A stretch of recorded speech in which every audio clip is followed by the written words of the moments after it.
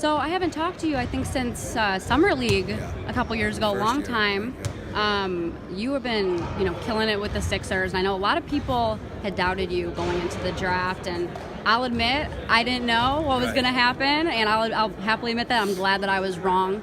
You're proving everyone wrong. So talk about that chip on your shoulder. I mean, what's that like? I don't know. It's kind of just been there since I started playing.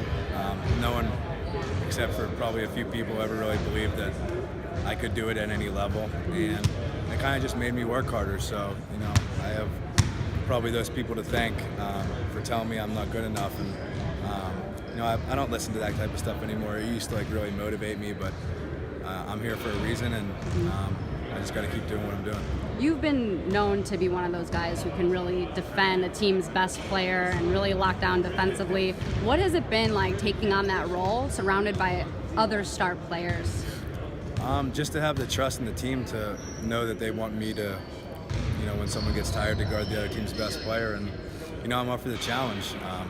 I take pride in it, although I think I've been a little bit worse than I usually am this year, but, that happens. Has it been different with the dynamic of Jimmy Butler added into the mix? I mean, he just brings such an intensity and work ethic that, he raises all of our energy and competitiveness. He's been a joy to be around. So when I talked to you at Summer League, I remember how mad you were when you guys had lost a game, and I said, it's just Summer League. Right. But you took that so seriously. What does that say about you as a competitor?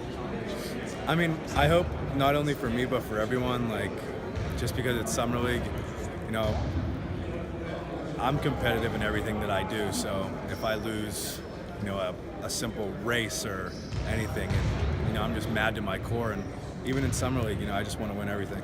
I talked to Stanley Johnson this summer, former teammate. I try to stay close with all the Arizona guys, and he said that you were one of the best teammates, hands down, that he's ever played with. When you hear that, coming from different NBA guys in the league now who you play with in college, what does that mean to you? A lot. I can't say enough good things about Stanley and the people that I've played with at Arizona. It was, the time of my life playing there, and we had good people there, great players, and that's why we were as successful as we were. And not only that, we had Coach Miller, who's, I think, one of the best coaches in college basketball. So, I can't thank him enough and the people enough that I've played with along the way.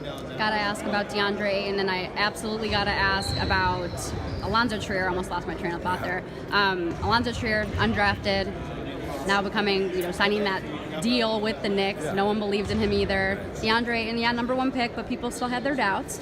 What's your assessment so far? I mean, he's really good. I don't think you're the number one pick by accident. And, I've talked to a lot of people from Arizona that say he was one of the best players that's been through there in a long, long time. So, watching him and watching how he's been this year, he's going to be a 10-year pro, and he's playing at a high level, and he's only going to get better. And as for Alonzo, you always saw in his game he was really good at taking people off the dribble, playing one-on-one, and if you can do that in the NBA, there's a premium for that, and he's doing a great job, and it's all about taking advantage of your opportunity, and he's definitely doing that.